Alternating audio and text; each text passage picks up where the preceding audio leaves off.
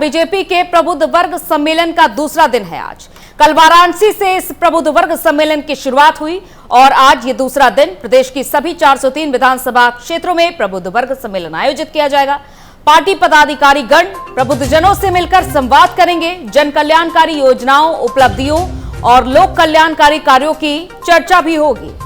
जहां खुद सीएम योगी आदित्यनाथ कल वाराणसी पहुंचे थे और उन्होंने वहां से प्रबुद्ध वर्ग सम्मेलन की शुरुआत की।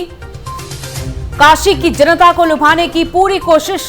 और अब ये दूसरा दिन है प्रबुद्ध वर्ग सम्मेलन का,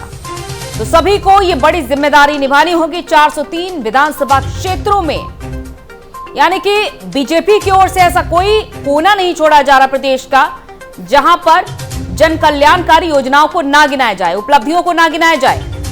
कल्याणकारी कार्यों की चर्चा जहां ना हो, ऐसा कोई कोना नहीं बचा है प्रदेश का। तमाम बड़ी यात्राओं के जरिए सरकारी योजनाएं गिनाई जा रही हैं, बड़े आयोजन के जरिए। और अभी हाल ही में जिस तरीके से पीएम आवास योजना, सीएम आवास योजना, वृद्धावस्था पेंशन योजना, ऐसी कई बड़ी योजनाओं के जरिए जहां खुद सीएम योगी आदित्यनाथ ने संवाद के दौरान सवाल जवाब में पूछा था कि क्या अन्य योजनाओं का भी लाभ मिल रहा है, तो अब प्रबुद्ध वर्ग सम्मेलन के साथ साथ योजनाओं को भी गिनाया जाएगा। यानी कि प्रबुद्ध वर्ग को तो साधने की पूरी कोशिश है ही, साथ ही साथ जितनी भी सरकारी योजनाएं हैं उनको फिर से एक बार गिनाया जाएगा। लखनऊ से हमारे संवाददाता नंदन श्रीवास्तव हमारे साथ इस खबर पर जुड़ चुके हैं लाइव। और नंदन, जैसा कि आज देखा जा रहा है प्रबुद्ध वर्ग सम्मेलन का दूसरा दिन है, कहां तक जाएगा ये प्रबुद्ध वर्ग सम्मेलन आज? महज 5-6 महीने बचे हुए विधानसभा चुनाव को लेकर सभी पार्टियां प्रबुद्ध वर्ग को साधने में लगी हैं। इसके पहले बहुजन समाजवादी पार्टी ने प्रबुद्ध सम्मेलन किया, अब भारतीय जनता पार्टी प्रबुद्ध सम्मेलन कर रही है। आज उसका दूसरा दिन है और 20 सितंबर तक पूरे उत्तर प्रदेश के सभी विधानसभा क्षेत्र में यह प्रबुद्ध सम्मेलन चलाया जाएगा। इस प्रबुद्ध सम्मेलन से कहीं ना कहीं भारतीय जनता पार्टी प्रबुद्ध वर्ग को साधने में लगी है। आपको बता दें कि मुख्य वजह यह है कि भारतीय जनता पार्टी एक तीर से कई निशाना करना चाहती है, क्योंकि प्रबुद्ध वर्ग सम्मेलन में उनकी जितनी उपलब्धियां हैं, यानी कि पिछले 4 साल में सरकार ने क्या क्या योजनाएं लाई हैं आम जनमानस के लिए, क्या क्या उपलब्धियां की, कोरोना काल में किस तरीके से उत्तर प्रदेश को संभाला है, किस तरीके से खतरे से बाहर लेके आई है, इन सभी बिंदुओं पर भारतीय जनता पार्टी अपने आप को आम जनमानस के सामने रखेगी। प्रबुद्ध सम्मेलन के जरिए जितनी उपलब्धियां हैं उसको गिनाएगी। तो कहीं ना कहीं साफ है, मसला साफ है कि भारतीय जनता पार्टी कोई चूक नहीं करना चाहती है और इसी वजह से प्रबुद्ध सम्मेलन पूरे उत्तर प्रदेश के सभी विधानसभा क्षेत्रों में की जा रही है और आज उसका दूसरा दिन है। खुद मुख्यमंत्री योगी आदित्यनाथ, केशव प्रसाद मौर्य, राधा मोहन सिंह, तमाम ऐसे बड़े दिग्गज नेता ने यानी 20 तारीख तक इसको अच्छे तरीके से संभालने का बयाना लिया। यानी कि बयाना क्या, इसको इस तरीके से देखें कि भारतीय जनता पार्टी को 2022 के विधानसभा चुनाव में जिताने के लिए प्रबुद्ध सम्मेलन कहीं ना कहीं महत्वपूर्ण रोल निभाएगा। इस वजह से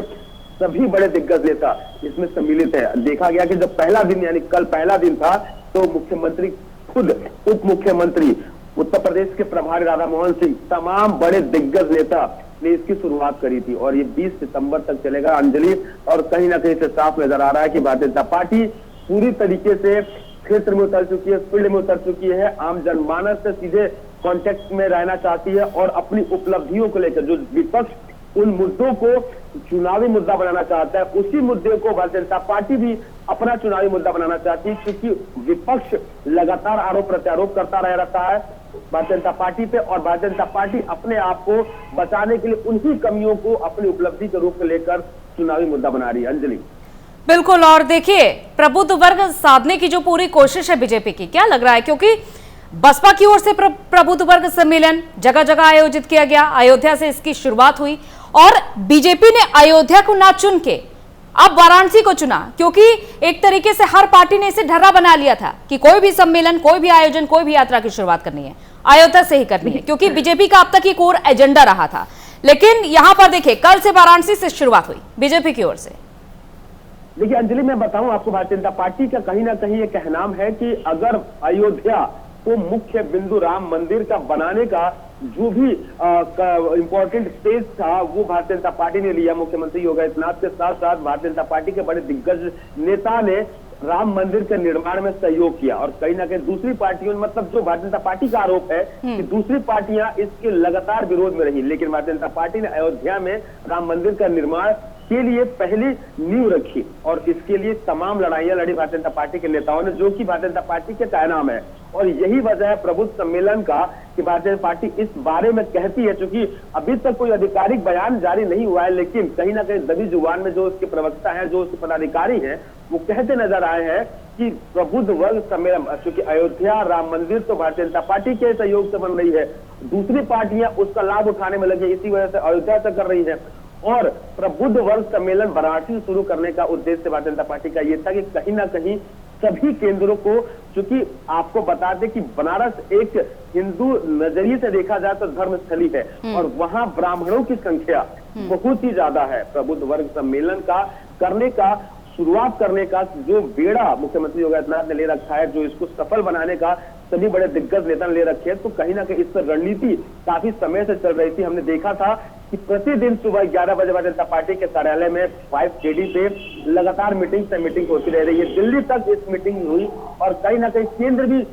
सापेक्ष इसके इन्वॉल्व था, ये उत्तर प्रदेश की राजनीति को लेकर। तो इसी वजह से जो प्रबुद्ध सम्मेलन है, क्योंकि एक इंपॉर्टेंट रोल निभाने वाला है, क्योंकि मायावती का रणनीति अगर देखें तो 2007 की रणनीति मायावती ने सुना है कि प्रबुद्ध मानी ब्राह्मणों को और दलित को और मुस्लिम को टारगेट करके 2022 का चुनाव जीता जाए। इसी कड़ी में भारतीय जनता पार्टी ने भी प्रबुद्ध सम्मेलन करके ये कहना चाह रही है कि इस बार की चुनावी जो रणनीति है सभी पार्टियों की, वो जाति और क्षेत्रीय पर आधारित है। और कहीं ना कहीं इसी वजह से सभी पार्टियां, चाहे पिछड़ा वर्ग को लेकर, सभी पार्टियों का अपना अपना एक एजेंडा तैयार कर लिया है कि हमको किस वर्ग के लोगों को साधना है, हमारा वोट बैंक पहले से क्या मजबूत है, हमको इस बार 2022 के चुनाव में किस वर्ग को साधना है और मजबूत करना है, कहां पे हमारा वोट बैंक कमजोर है, कौन सा वर्ग हमसे खासा नाराज है, इसी को साधने में सभी पार्टियां लगी और प्रबुद्ध वर्ग सम्मेलन। क्योंकि देखिए अभी पिछले कुछ दिनों की बात करें तो बीजेपी का पूरा जो फोकस हो रहा था वो सिर्फ पिछड़ी जातियों पर हो रहा था, ओबीसी वर्ग पर हो रहा था। लेकिन अब जब बीजेपी को कहीं ना कहीं लगने लग गया कि जब सभी दल प्रबुद्ध वर्ग को साध रहे हैं, उनका पूरा फोकस प्रबुद्ध वर्ग पर है, तो अपने ऊपर टैग जो लगा हुआ है उसे पूरी तरीके से उखाड़ कर नहीं फेंकना चाहिए। अंजलि देखिए, अगर पिछड़ी जाति की बात करें तो केशव प्रसाद मौर्य एक ऐसे नेता हैं जो कहीं ना कहीं अपने वर्ग के वोटर्स को अच्छे पैठ है, उनकी पकड़ है। अगर अनुप्रिया पटेल की बात करें अपना दल की, तो उनकी भी उत्तर प्रदेश में एक अच्छी वोट बैंक है। तो भारतीय जनता पार्टी के पास ऐसे बड़े बड़े चेहरे हैं पिछड़े वर्ग के लिए, ओबीसी के रैंक के लिए, तो वो उन अपने चेहरों के थ्रू साधने में लगी है। लेकिन हमने देखा आज जो मुख्यमंत्री योगी आदित्यनाथ की रणनीति पिछले 4 साल में हमने देखी थी, जीरो टॉलरेंस की नीति थी, इनकाउंटर्स पे इनकाउंटर्स हमने देखे, लगातार विपक्ष ने आरोप लगाए कि पंडितों को चुन के इनकाउंटर किया जा रहा है। चूंकि मुख्यमंत्री का ये रणनीति था कि चाहे पंडित हो या राजपूत हो या मुस्लिम हो या कोई भी हो, अपराधी होता है और अगर अपराध करेगा, अगर पुलिस पे फायर करेगा तो उसका अंतिम जो स्टेज होगा वो मौत होगा, इनकाउंटर होगा। तो कहीं ना कहीं मुख्यमंत्री अपने स्तर से साधने में लगे थे और विपक्ष इन पर लगातार आरोप प्रत्यारोप कर रहा था। लेकिन एक खासा वर्ग देखा गया था जो मुख्यमंत्री योगी आदित्यनाथ से खासा नाराज था और भारतीय जनता पार्टी से भी नाराज था, क्योंकि वो वर्ग था ब्राह्मण वर्ग। इसी को लेकर भारतीय जनता पार्टी उस चीज को साधने में लगी है। और नंदन, ऐसा नहीं लग रहा है कि अयोध्या को लेकर बीजेपी अब पूरी तरीके से निश्चिंत है, क्योंकि जो फैसला आया सुप्रीम कोर्ट की ओर से उसमें कहीं ना कहीं माना जा रहा है कि बीजेपी का पूरा साथ रहा था और बीजेपी का ही ये फैसला भी माना जा रहा है। तो ऐसे में साधु संतों का तो पूरा समर्थन है ही। और अयोध्या नगरी में भी जिस तरीके से गूंज उठी थी, खुद पीएम नरेंद्र मोदी पूजन अर्चन के लिए गए थे वहां पर, खुद राष्ट्रपति रामनाथ कोविंद भी गए हुए थे। तो ये देखा जा रहा है कि बीजेपी अब अयोध्या को लेकर निश्चिंत है। तो आप कितने भी बड़े आंदोलन और सम्मेलन करिए, अयोध्या से शुरुआत करिए, इसका बीजेपी पर खासा असर नहीं पड़ने वाला है, ऐसा मानकर चल रही बीजेपी। देखिए अंजलि, मैं बताऊं, अयोध्या राम मंदिर वो मुद्दा था जो पिछले कई वर्षों से चुनावी मुद्दा बनाया जाता था और इसी को मुद्दा लेकर चाहे कोई भी पार्टी हो, कांग्रेस, समाजवादी पार्टी, बहुजन समाजवादी पार्टी या भारतीय जनता पार्टी, पिछले कई सालों से इस राम मंदिर के निर्माण को लेकर, अयोध्या को लेकर सभी कई सारे ऐसे चुनाव हुए जो चुनाव में ही अयोध्या का मुद्दा उठता था। लेकिन जब आधारशिला रखी गई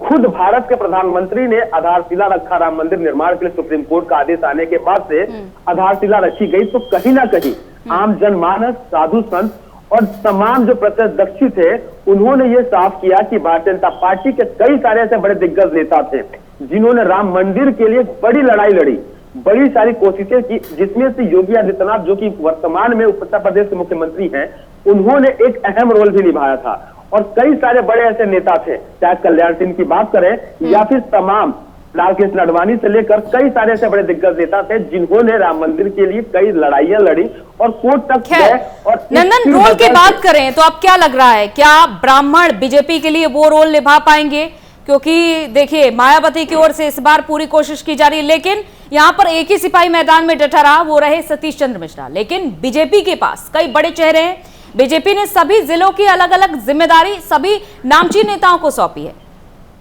निश्चित तौर पर अगर बहुजन समाजवादी पार्टी की बात करें तो वन मैन आर्मी वाली बात कह सकते हैं, क्योंकि मायावती के जो वोटर्स है वो दलित वोटर्स के रूप में मायावती अपने आप को प्रेजेंट करती हैं और सतीश चंद्र मिश्रा को प्रबुद्ध सम्मेलन का कार्यभार संभालने के लिए जिम्मेदारी सौंपी गई थी। उन्हीं के नेतृत्व में प्रबुद्ध वर्ग सम्मेलन हो रहा था, जिसकी शुरुआत अयोध्या से हुई थी। और कहीं ना कहीं मायावती वन मैन आर्मी को लेकर अपनी पूरी की पूरी चुनाव की रणनीति तैयार कर रही, चाहे सतीश चंद्र मिश्रा हो या मायावती स्वयं हो, क्योंकि जितने बड़े दिग्गज नेता थे मायावती के पार्टी से, वो पहले पार्टी छोड़ चुके हैं या मायावती ने उनको अपने पार्टी से निष्कासित कर दिया है। लेकिन अगर भारतीय जनता पार्टी की बात करें तो भारतीय जनता पार्टी की जो रणनीति है, जो इनके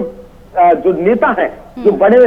जो जिसको कह सकते हैं कि पुराने नेता है, जो एक दिग्गज नेता के रूप में है, उस सभी, क्योंकि हर डिस्ट्रिक्ट क्षेत्र में भारतीय पार्टी के पास में ऐसे चेहरे हैं जो चाहे प्रबुद्ध वर्ग सम्मेलन की बात करें, वर्ग को साधने की बात करें या पिछड़ा वर्ग को साधने की बात करें। लेकिन फिलहाल अभी हम प्रबुद्ध वर्ग की बात, सम्मेलन की बात कर रहे हैं, तो हम प्रबुद्ध वर्ग के बारे में बता दें कि हर डिस्ट्रिक्ट में, हर विधानसभा क्षेत्र में एक ऐसा चेहरा है प्रबुद्ध वर्ग को साधने का, जो भारतीय जनता पार्टी ने रणनीति बनाई, उस क्षेत्र के उस चेहरे को उसी विधानसभा क्षेत्र में उतार कर और प्रबुद्ध वर्ग को साधने का प्रयास कर। इसके अलावा जो उनकी उपलब्धियां हैं, जो आरोप प्रत्यारोप विपक्ष ने लगाए हैं कि ब्राह्मणों के लिए ब्राह्मण के दुश्मन पार्टी है भारतीय जनता पार्टी, उस दाग को, उस छवि को